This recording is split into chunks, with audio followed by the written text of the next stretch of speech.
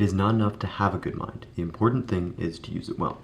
That is a quote from René Descartes. Today I will be going over the content in chapter 1, the content questions. I will not be giving you the answers, but I will be explaining them. So if you need to know how to do them, this will teach you how to do that. So the first question is, what is the main difference between a scalar and a vector quantity? So if you remember the definition of a scalar quantity is it has magnitude, but it has no direction. And then if you go to vector, it has a direction and it also has a magnitude, right? And it has magnitude. So they have magnitude and direction. It's a little bit sloppy, but you get my point. Magnitude and direction. So magnitude and direction are both very important.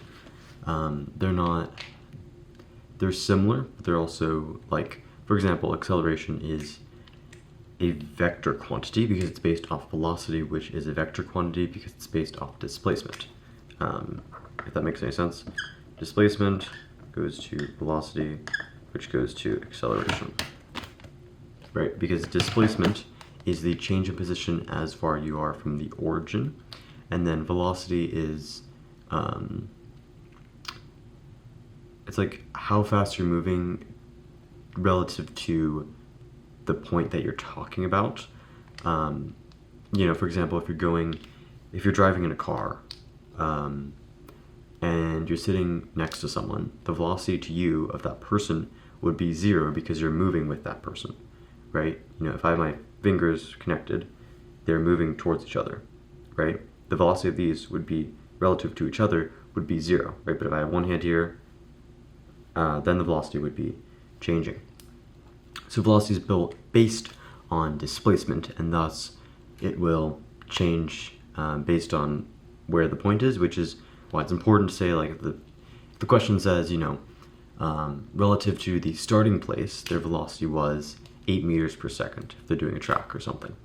That's very important information because from that you have to make it a relative point because velocity is relative because it's based off displacement, and displacement is relative by design, and thus acceleration, since it's based off velocity, right? The formula for acceleration is acceleration equals v over t. Go look back in the book, but I'm 90% sure it is v over t. Yes. And that would be, the change in velocity over the change in time. Okay. On to the next question. So the next question is a little bit of an interesting one, a bit wordy. I don't love word problems, but we got it. On a physics test, the first questions asked to a student are to calculate the acceleration of an object under certain conditions. 2 students answer the question with the same number, but the first student answer is positive, while the second student's answer is negative. But the teachers say they both got the answer 100% correct. So how is this possible?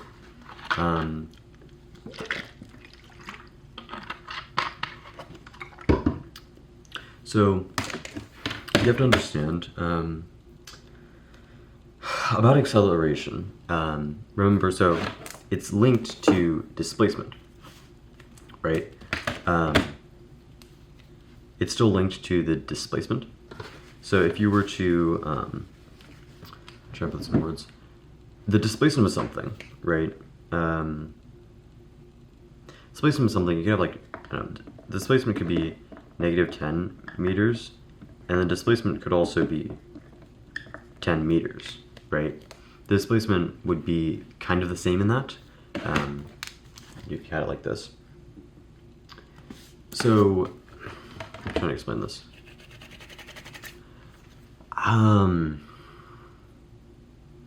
Yeah, so since it's based off displacement, they would both be correct for the reason that, yeah, because their acceleration, like, so it's, you know how you say, like, a deceleration for slowing down in physics, at least, yeah, in physics, it's just acceleration, just negative acceleration. So if you're accelerating negative 8 meters per second, your acceleration is 8 meters. It's just relative to what you're trying to do. Like you can't really have negative. I guess you kind of no, you can't really have negative distance, right? Same as displacement. It's relative to where you're talking about.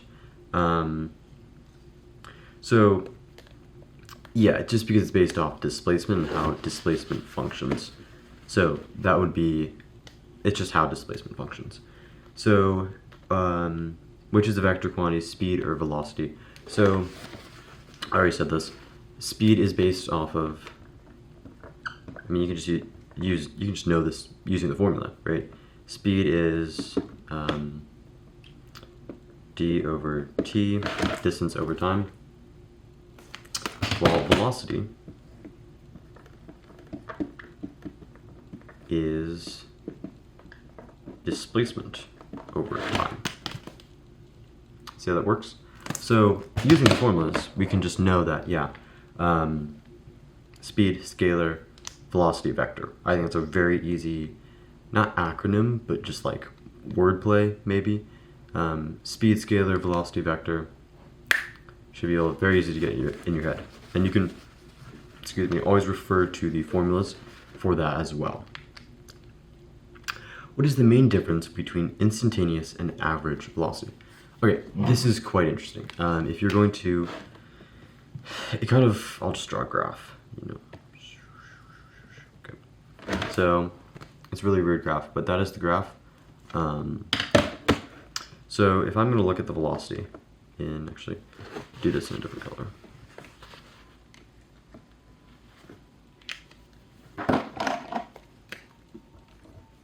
So if I'm going to look at the velocity at this point, right, not really where it's at the peak, but you know, kind of like somewhere around here, that would be instantaneous.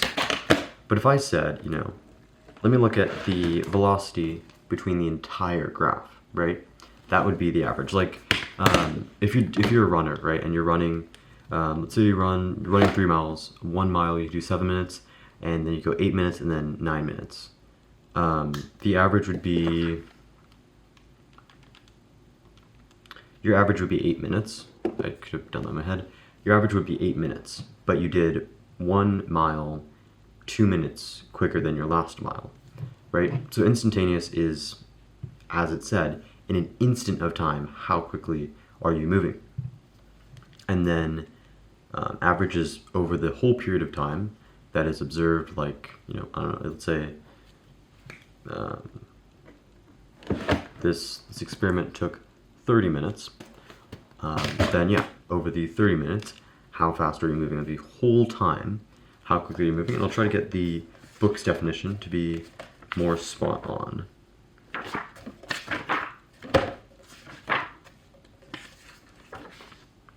Okay, so yeah, I mean, it's kind of just what I said. Yeah, instantaneous velocity is the velocity of an object at one moment in time, while average velocity is the velocity of an object over an extended period of time. Pretty simple definition. Just knowing basic English: instant, one moment; average, long time. Pretty simple. The next question is, what physical quantity is represented by the slope on a position versus time graph? I believe that is in the book. The slope of a position versus time graph. I mean, it just says in the book, so it's not like I can really teach you anything about that. I can probably teach you why. It's page 17, it just says that in bold. So, let's see.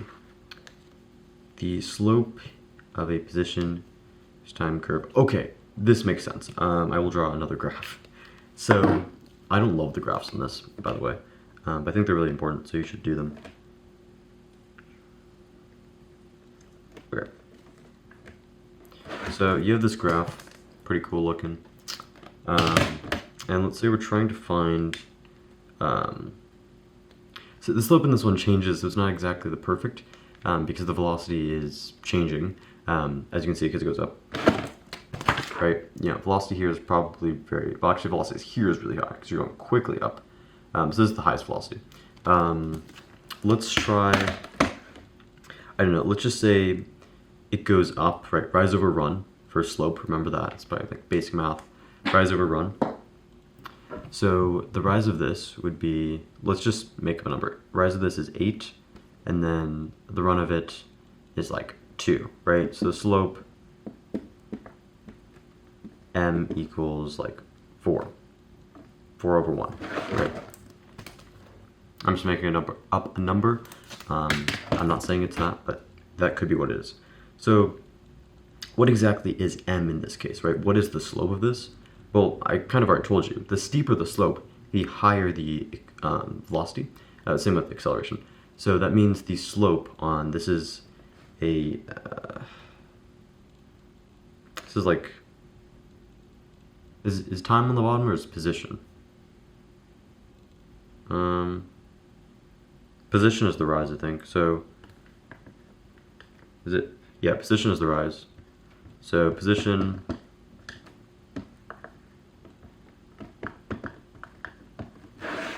Okay. So there's a position and a time graph. Pretty simple. This is on page 16 to 17.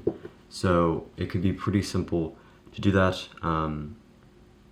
Yeah. So basically, like, let's say you have a really steep slope, like this, right? That means the velocity here is very high, but when it's like this, there's no velocity because there's no slope, right? It should be 0 over 0. So that's a very simple way to figure it out. The steeper the slope, the higher the velocity. Bigger the velocity, not really higher, but yeah. So go back to the next one. Oh, that was number 5. Okay. What do physicists mean when they say that velocity is relative? So remember, I keep going back to displacement, but it's pretty foundational, to be honest. So displacement, right? We all love displacement.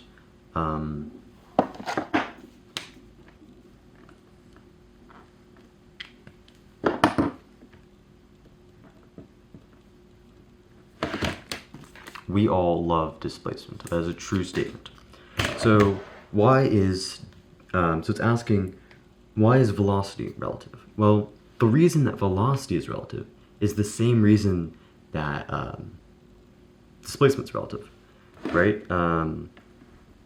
Displacement is relative to the point that you're referring to, right?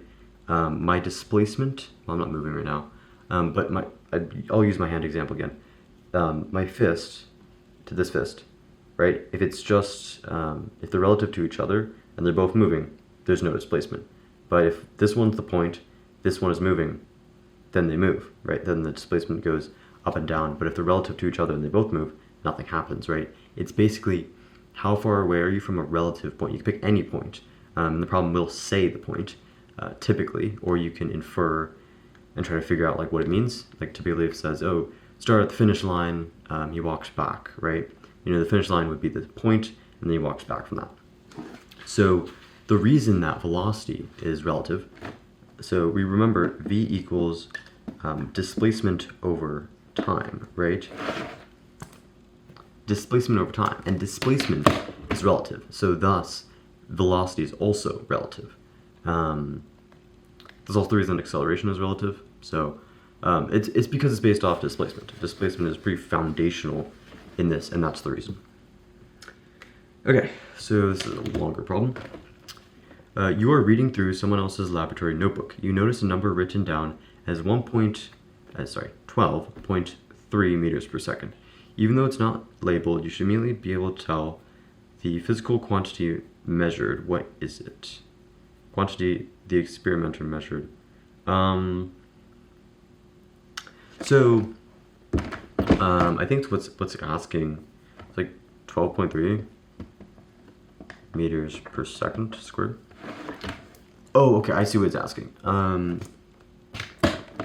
Okay, this is fun. So if you go back to, is velocity recorded? No, I don't think velocity is recorded like that. No, so velocity, you would record in meters per second. However, if you look, page like 28 is the most recent I could find. If you look, acceleration is counted as meters per second squared, right? And the reason for this think it explains it. I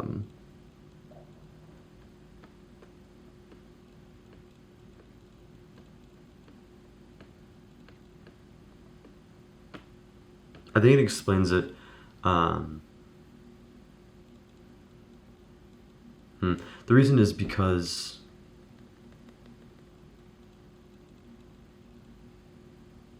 it's using velocity, it's putting velocity over time. So it's basically meters per second over time. So time would be like squared, right? Because it's velocity over time. So I can draw it. It's velocity over time, and velocity is displacement over time. So it's basically these two. So that gets displaced velocity, and then velocity goes here. So then from here, you're squaring it. It's like you're putting it doubled. So I think that's why it's meters per second squared, I believe. I don't know if it asked, is it asking why it's meters per second? I don't think it asked that. No, it's just acceleration. Yeah, the answer to that question is acceleration. I was not going to give the answers to this problem, but I'm going to post this so late that everyone should be done with the homework, so yeah. Okay, another experiment in the same laboratory note says an object has 1.4 meters per second squared. An acceleration has, it has 1.4 meters acceleration, while the velocity is negative 12.6 meters per second as velocity. In the instant of time, is that object speeding up or slowing down? This is an interesting question. So these are givens that we have. So we know that the acceleration is 1.4. We don't know the time. We do not know the time. Yeah, we do not know the time. However, we have... So we're just trying to measure this. These are in this instant time. These are not averaged. 1.4 meters per second. I'm trying to ask, is it moving? Is it speeding up or slowing down? Okay. Velocity. Relative, it's slowing down. Yeah, it would be slowing down. The reason it's slowing down is because... So, okay, to put this briefly, the reason it's slowing down is because of, like, let's just make up a number. Let's say this is over 10 seconds, right? It says over 10 seconds. I don't think it can be, but I don't know. Yeah. Negative 12.1 divided by 10. Yeah, 1.26. So that would be, but acceleration, I believe, yeah, acceleration could be positive or negative. It doesn't really matter. It kind of does, but generally it kind of doesn't. I could be wrong on this, and I will correct myself. But you are slowing down because your velocity is negative. I found the definition of velocity. I'm pretty sure I'm right. I might be wrong. Also to note, if your velocity is 0, your acceleration does not have to be 0. If your acceleration is 0, your velocity does not have to be 0. I forgot how that works, but it works somehow. Okay. Yeah, the object would be speeding up. And the reason the object is speeding up is because the velocity is negative, and the acceleration doesn't necessarily need to be like a certain amount, if that makes sense. Like, it doesn't, like, you could say accelerating or decelerating, but you just say accelerating because it's physics. You don't say decelerating. So 1.4 is technically slowing down. Slowing down. Okay. What kind of graphs do you study if you're interested in learning about acceleration? You just study the graphs. I don't know, but they have a name. Yeah, so I'm just gonna do this. So they are called, I think it's like,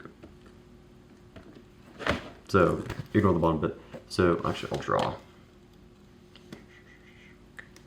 So that would be a velocity over time. So we'll look at velocity. That'd be a velocity over time. So it goes quicker and quicker. But it's accelerating quicker and quicker. So also same with velocity. The steeper the slope, the higher the acceleration. So that's good. That's consistent. It's very fun. So the slope of this, I'll just cut 2 points in time. I'll just say the slope is 3/4. So the slope of this is the acceleration. So that means the acceleration would be 0.75, or 3/4, because the slope of velocity versus time graph is the acceleration. So just need to label them. Don't forget to label your stuff. It's really important. Do not forget to label, please. So if you wanted to study acceleration, you would study velocity over time graphs. I believe that's the name. Velocity versus time. So these are called velocity versus time. If velocity did fight time, who do you think would win? I think velocity. No, time is more powerful. Time is like the fifth dimension, so time would beat velocity for sure. No competition. Okay, final problem. So I already answered this question. The question is, I'll try to explain this with some graphs or formulas. So the question is, if an object's velocity is 0, does this mean that acceleration is 0? Okay. I will just quote the book. Well, I can, but I'll explain more. Page 29 simply just says it in bold. Velocity equals 0.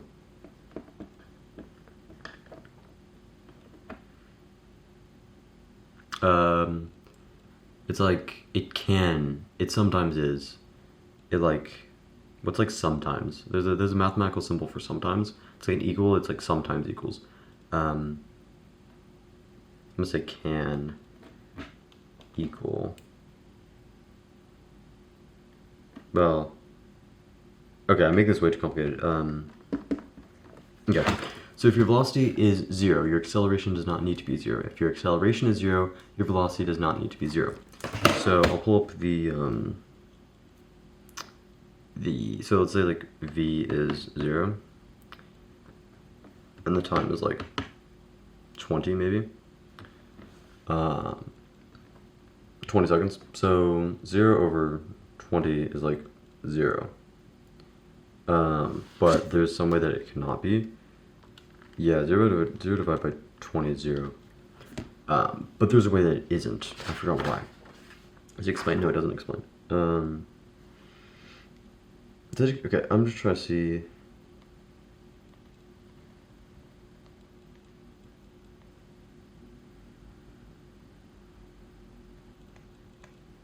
So it's saying that the velocity of the object at 16 seconds is 0.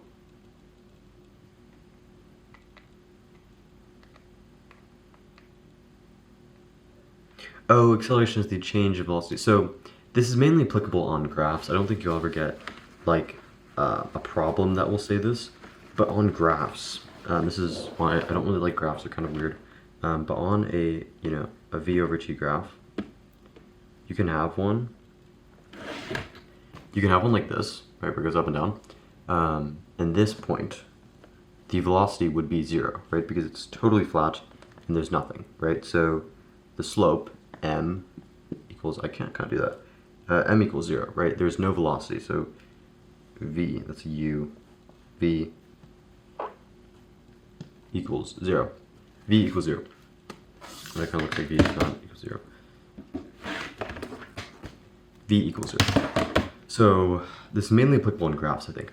I've never had a problem where it says your acceleration is like 0, find your velocity. Never had that. But maybe it's possible. I'll have to research more into that and make it maybe in a follow-up video. I don't think I will, but I could. So overall, this is the content of chapter 1. It's not too complicated. Just take a little bit of reading over the book, Google some questions that you have, and I hope this video was helpful in your studying.